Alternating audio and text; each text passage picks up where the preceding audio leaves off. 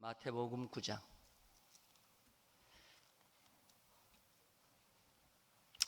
마태복음 9장 9절에서 13절입니다.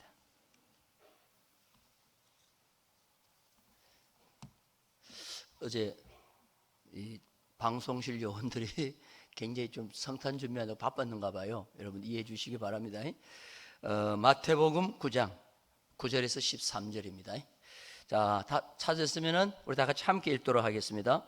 예수께서 그곳을 떠나 지나가시다가 마테라 하는 사람이 세간에 앉아 있는 것을 보시고 이르시되 나를 따르라 하시니 일어나 따르니라.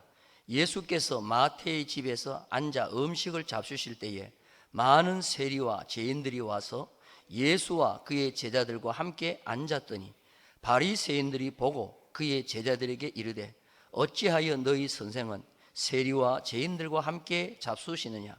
예수께서 들으시고 이르시되 건강한 자에게는 의사가 쓸데없고 병든 자에게라야 쓸데있느니라. 너희는 가서 내가 긍휼을 원하고 제사를 원하지 아니하노라 하신 말 뜻이 무엇인지 배우라. 나는 의인을 부르러 온 것이 아니요 죄인을 부르러 왔노라 하시니라. 아멘. 우리 할렐루야 하면 인사하십시다. 할렐루야. 할렐루야. 우리 좌우에 계시는 분하고 한번 인사하십시다. 정말 잘 오셨습니다. 이곳에 있다는 것이 축복입니다 하고 인사하겠습니다. 이곳에 있다는 것이. 자, 이곳에 못 계시는 분들은 주로 어떤 분들이에요? 뭐 감방에 가거나 병원에 가거나 그런 분들은 못 오시고 코로나에 걸리시면 못 오시고 하는데요, 이 자리에 참석하는 게 정말 복입니다. 제가 아침에 이렇게 양복을 이렇게 입는데 난 코로나 사실 우습게 봤거든요. 연세 드신 분은 참 조심해야 되겠더라고. 코로나를 우습게 봤는데 그냥 뭐 됐겠지 싶었는데 후유증이라는 게 좀 있어요. 아직도 있는데 허리를 딱 양복을 입으려고 허리를 딱 재미니까 이 허리띠 단추 구멍에 하나 쑥 들어가 버리는 거예요. 그래서 내가 여보, 야, 이 코로나가 우습게 봤더니야 잘 먹었는데도 허리가 하나 줄어든다 그랬더니 별것 아니야.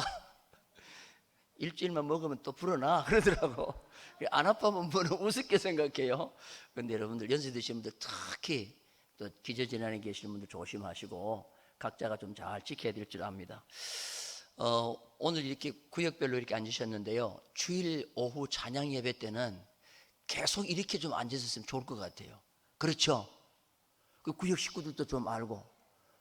저는 오전 예배까지 이렇게 앉았으면 좋겠다고 생각하는데 동의하세요? 오전에는 앉는 고정 자리가 있어요. 그의 구역 건찰님들이 1년이 지나도 새로운 가족을 모르는 거라, 어디 앉아 있기 때문에 모르는 거예요. 그러니까 여러분들 가급적이면 이렇게 계속 구역별로 앉는데도 사실 있기는 있어요. 그 대신 이걸 돌려요. 이렇게 돌려가지고 고정 좌석이 없어지는 거죠.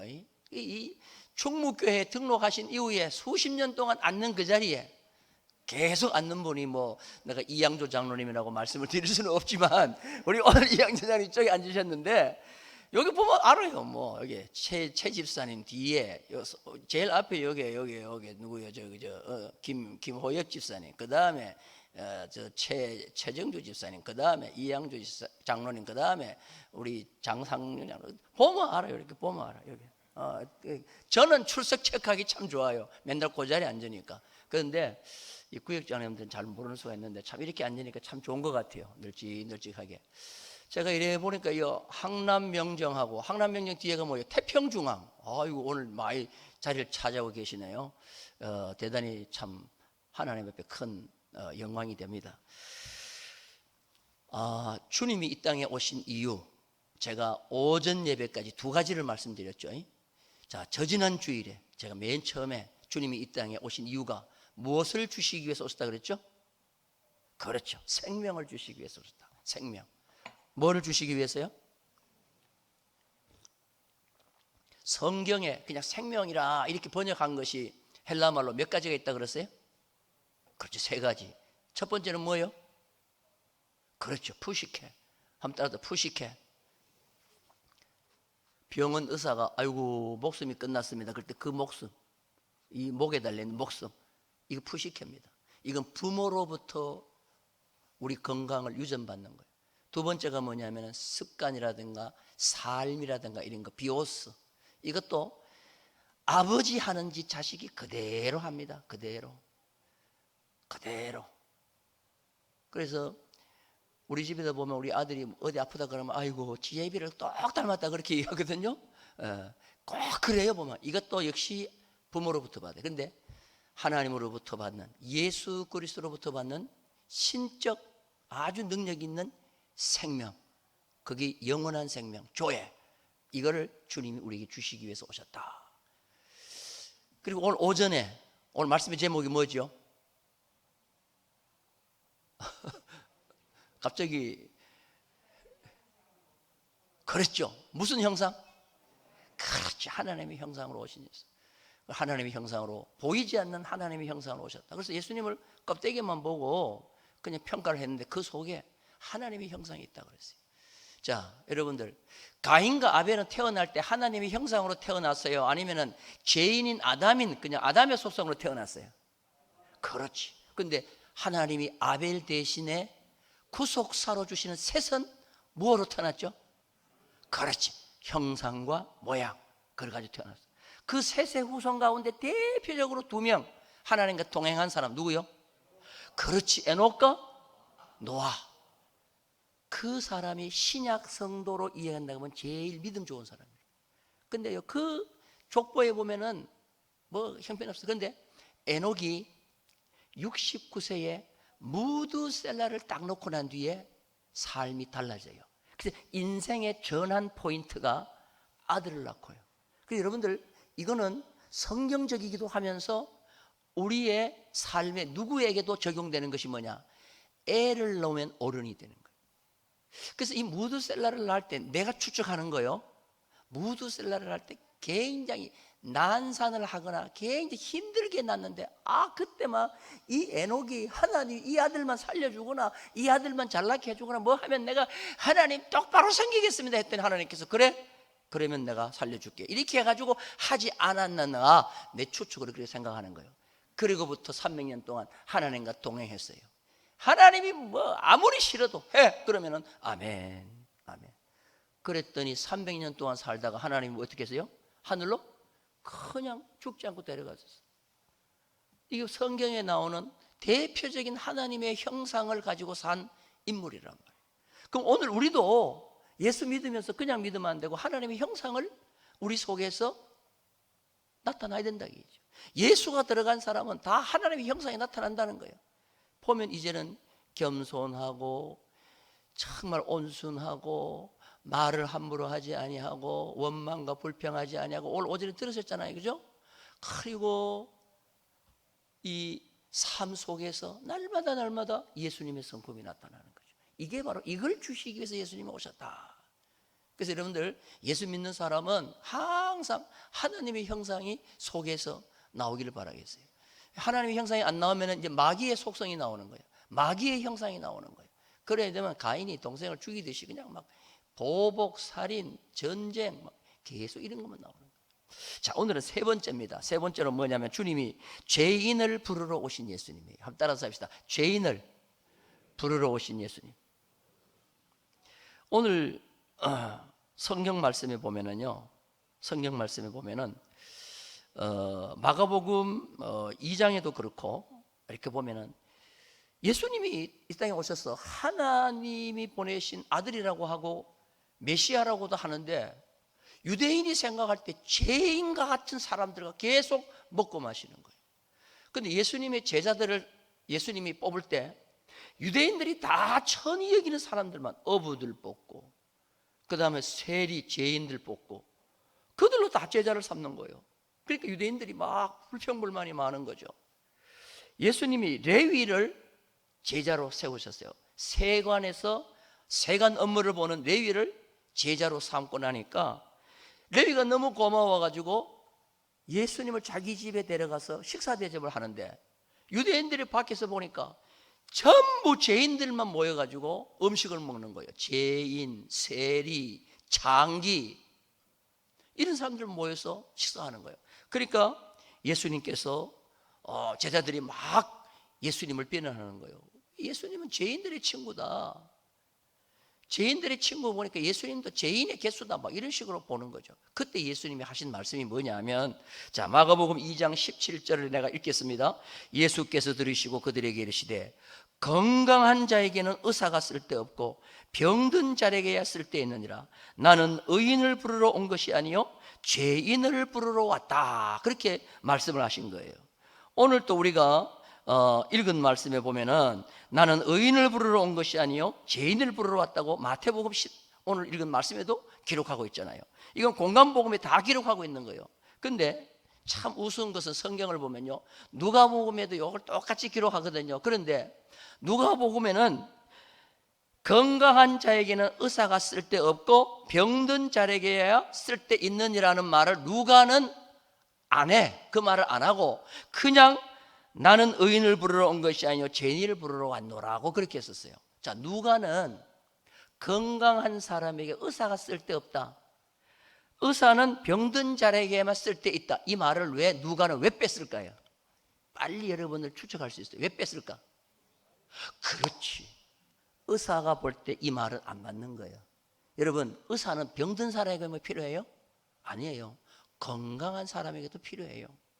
예수님이 이 땅에 오신 의사로서요, 건강한 자나 약자나 모두에게 필요해요. 그래서 의사인 누가가 볼 때 이거는 조금 내가 볼 때는 단편적이다 싶으니까 그 말을 빼고 그 다음에 넣은 말이 뭐냐면은 나는 의인을 부르러 온 것이 아니요 죄인을 불러 회개시키러 왔노라 그랬어요.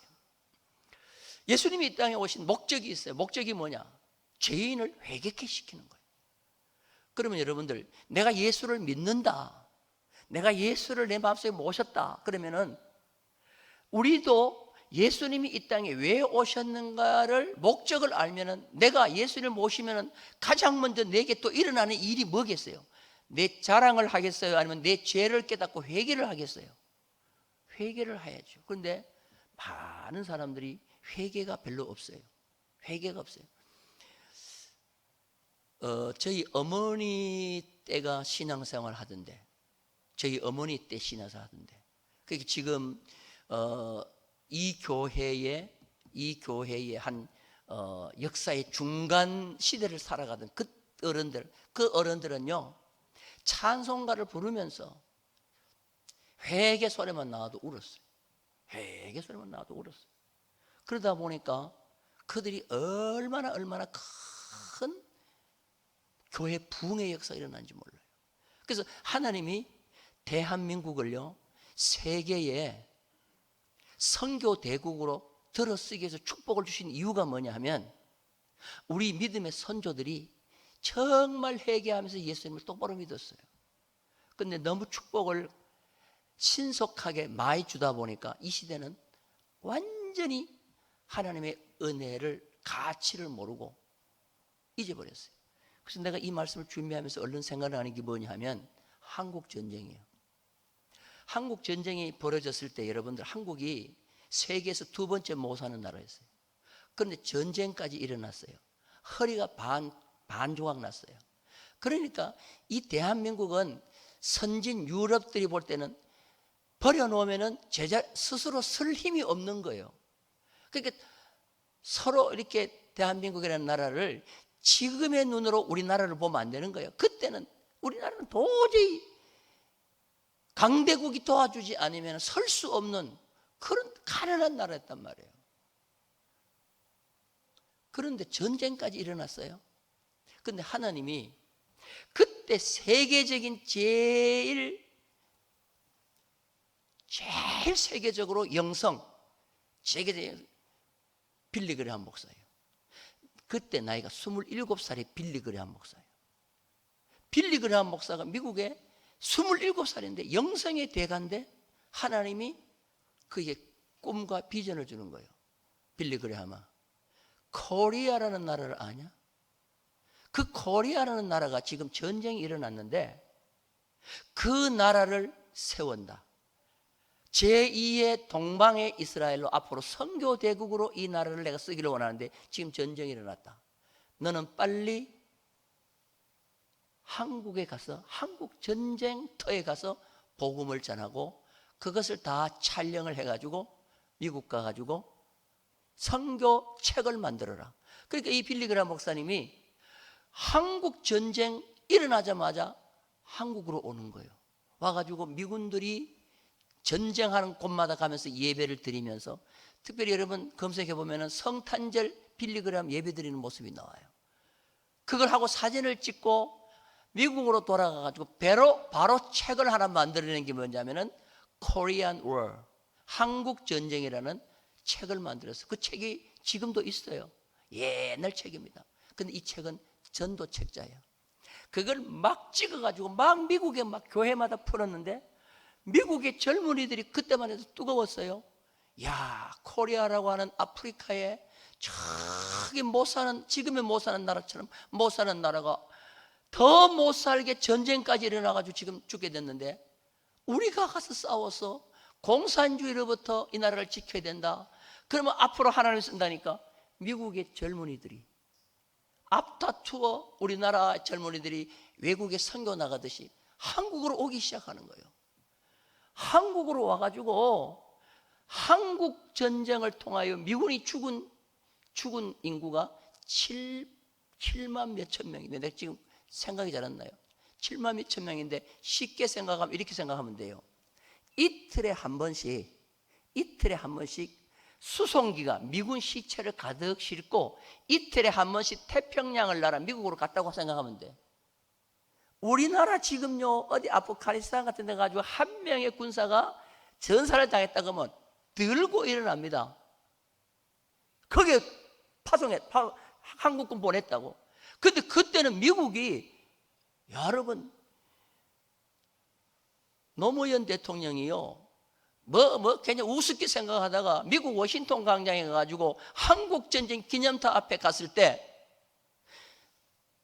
Freedom is not free, 자유라는 것은 그저 공짜로 오는 것이 아니다, 이들의 피땀이 흘린 것 때문에 왔다는, 그걸 딱 보고 애국주의가 생긴 거예요. 그때 그분이 완전히 사상이 바뀌게 된 거예요. 이만큼 우리 대한민국은 회개하고 복음이 순수하게 들어갈 때는 하나님이 제일 강대국인 미국의 빌리그람을 통하여 한국을 부흥시킨 거예요. 그래서 오늘날에 한국교회가 세계 10대 안에 들은 교회 가운데 7개, 8개가 한국교회에 있을 정도로 하나님이 복을 주신 거란 말이에요. 그래서 그때는 회개운동이 막 부흥회 같은 거 하면, 막 기도원 같은 거 하면 회개운동이 일어났는데, 지금은 참 그냥 눈이 뽀송뽀송하게 말라가지고 먼지가 나, 눈에서 눈물이 안 나오고. 그러니 자꾸 눈물 날 일을 만들게 하는 거예요. 그래서 우리 오늘 꼭 기억하십시다.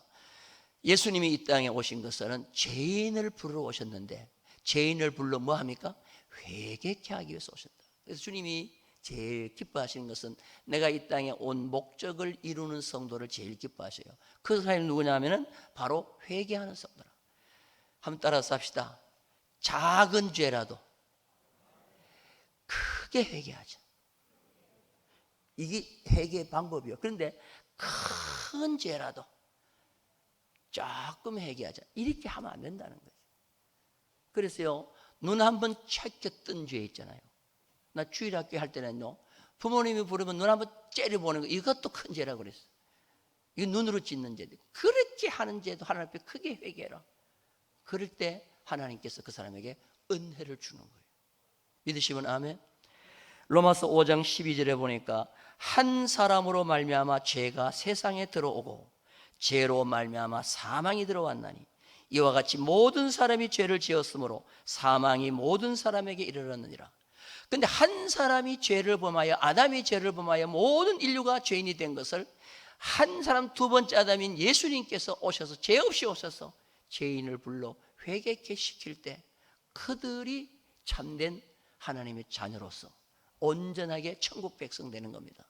그래서 이번 성탄절을 맞이해서 우리는 꼭 기억하십시다. 아, 주님이 우리를 불러 회개케 시키서 오셨다. 그래서 우리 충북교회는 앉아서 기도할 때마다 회개하는 목소리가 큰 그런 성도들이 다 되시기를 주님의 이름으로 축원합니다.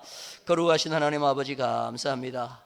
오늘 저희들은 성탄절을 맞이해서 오전에는 하나님의 형상으로 오신 예수님에 대해서 말씀을 듣고 오후에는 죄인을 불러 회개시키러 오신 예수님에 대해서 배웠습니다. 예수를 믿으면 예수님이 이 땅에 오신 목적을 바로 알고 그 목적을 이루어 드리는 것이 바른 믿는 자의 삶인 줄로 압니다.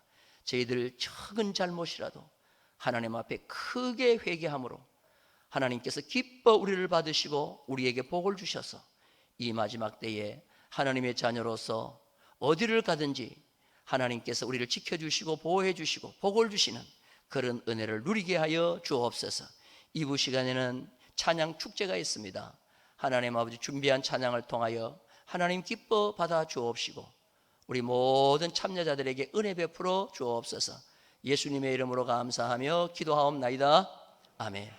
우리 주 예수 그리스도의 은혜와 하나님 아버지의 크신 사랑하심과 성령님의 교통하심이 오늘 이 찬양 예배 참석한 모든 성도들을 위해 영원 무궁토록 함께 있을지어다. 아멘.